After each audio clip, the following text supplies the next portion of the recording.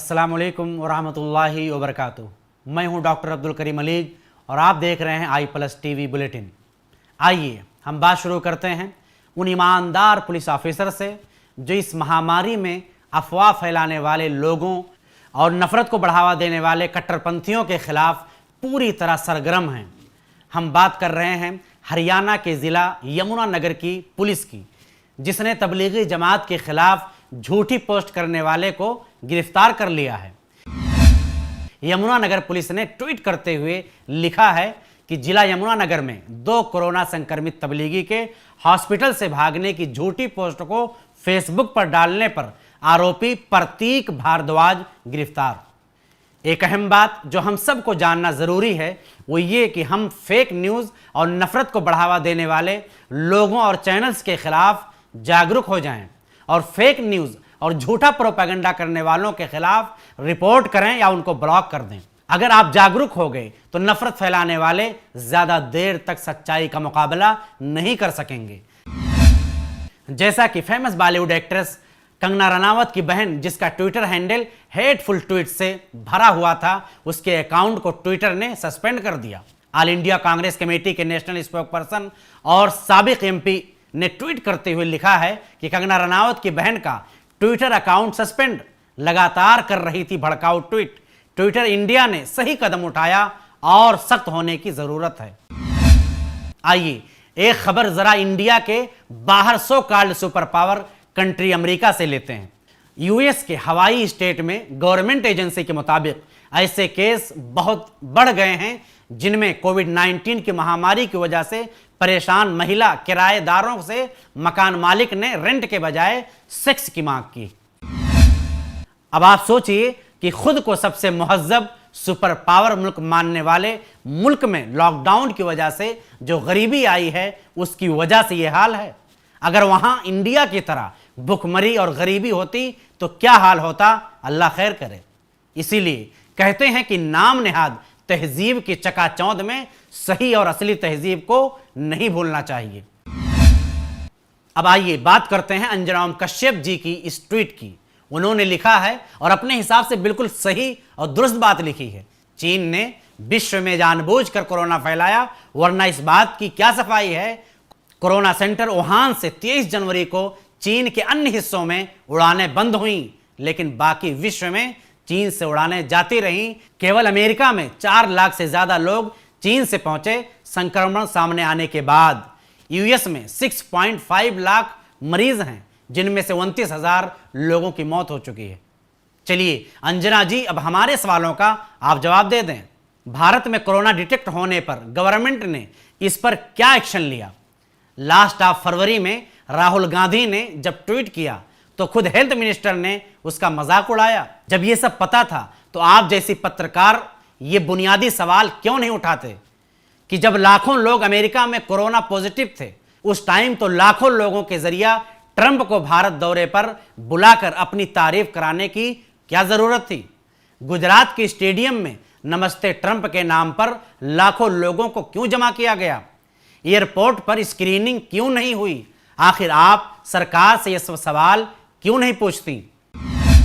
अब आइए अंत में बात करते हैं एक अहम खबर की। देश भर में लागू लॉकडाउन और तमाम सख्तियों के बीच कर्नाटक के कलबुर्गी में गुरुवार को आयोजित सिद्धालिंगेश्वर मेले में हजारों की संख्या में लोग इकट्ठे हो गए। ये लोग सिद्धालिंगेश्वर मेले में भाग लेने के लिए इकट्ठे हुए थे। इंडिया टुडे की इस रिपोर्ट के मुताबिक जो आपकी स्क्रीन पर है, इस घटना का जो वीडियो सामने आया है, इन तस्वीर में लोगों को कंधे से कंधा मिलाकर रथ को खींचते हुए देखा जा सकता है। इस दौरान ना तो लॉकडाउन की कोई फिक्र की गई और ना ही सोशल डिस्टेंसिंग का ध्यान रखा गया। यह मेला कलबुर्गी यानी गुलबर्गा जिले के चिट्टापुर तालुका में आयोजित किया गया था। लॉकडाउन के बीच इस मेले में हजारों लोग इकट्ठा हो गए, लेकिन स्थानीय पुलिस और जिला प्रशासन ने उन्हें रोकने की कोई कोशिश नहीं की। यह मेला ऐसे दिन आयोजित किया गया जब कर्नाटक में एक दिन में कोरोना वायरस के संक्रमण के सबसे ज्यादा मामले सामने आए। गुरुवार को राज्य में 34 नए कोरोना संक्रमित मरीज मिले हैं। राज्य में अब तक 315 लोग इस वायरस के संक्रमित हो चुके हैं और 13 लोगों की मौत हो चुकी है।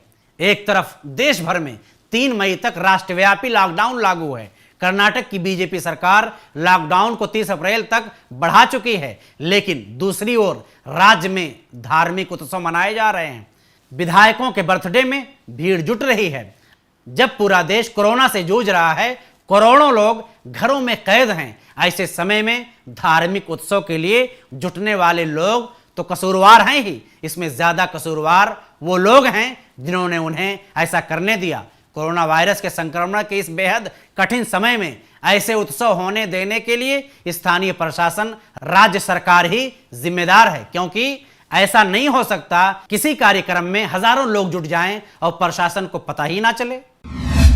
यहां पर सोचने की बात है कि अगर कोई मस्जिद दिख जाती तो रजत शर्मा और उन जैसे दीगर गोदी मीडिया के लोग प्रोपेगेंडा करके बातों का पहाड़ बना देते, लेकिन बात यहां कुछ और है। आइए आखिर में टाइम्स ऑफ इंडिया की एक रिपोर्ट पेश कर दें, क्योंकि गोदी मीडिया इसे नहीं दिखाएगी। कोरोना की इस महामारी में मुंबई के साकीनाका में जामा मस्जिद अहले हदीस खैरानी रोड साकीनाका ने एक बहुत अच्छा कदम उठाया है। मस्जिद की तरफ से लॉकडाउन में फंसे हुए 800 मजदूरों को रोजाना खाना खिलाया जाता है। साथ ही साथ मस्जिद की तरफ से आसपास के गरीब लोगों में राशन और चावल वगैरह फ्री डिस्ट्रीब्यूट किया जा रहा है, जो बहुत अच्छी पहल है मसाजिद की तरफ से। प्रधानमंत्री जी के भाषण की 7 चीजों में आपका साथ, उनमें एक काम गरीब परेशान लोगों को खाना खिलाना और उनकी जरूरियात को पूरा करना भी शामिल है। इस तरह के सामाजिक काम, लोगों को खाना खिलाने और उनके घरों में राशन पहुंचाने का काम बड़े पैमाने पर लोग कर रहे हैं। मुंबई के तकरीबन हर इलाके में मुख्तलिफ तंजीमों की तरफ से ये काम जारी हैं, और न सिर्फ मुंबई में बल्कि पूरे हिंदुस्तान पैमाने पर अगर गौर किया जाए तो ये चीजें आसानी से मिल सकती हैं कि लोग इंसानियत के लिए काम कर रहे हैं, लेकिन मीडिया इन कामों को कवर नहीं कर रहा। मेन स्ट्रीम मीडिया को इन खबरों को कवर करने की जरूरत है, ताकि यकजहती और भाईचारा को प्रमोट किया जा सके और नफरत का समाज से खात्मा मुमकिन हो। नाजरीन, जैसा कि आप जानते हैं कि हम अपने पिछले एपिसोड के सबसे बेस्ट कमेंट को इस एपिसोड में शाउट आउट करते हैं। सबसे बेस्ट कमेंट जो हमें मिला वो ये है: it's very important practice to take legal action as per our constitutional rights. No bad comment, 1 FIR is enough. नाजरीन, इस कमेंट का खुलासा ये है कि हमें कानूनी कार्रवाई करनी चाहिए। एक FIR काफ़ी है, गाली गलौज और एक दूसरे के खिलाफ नफरत फैलाने की कोई ज़रूरत नहीं।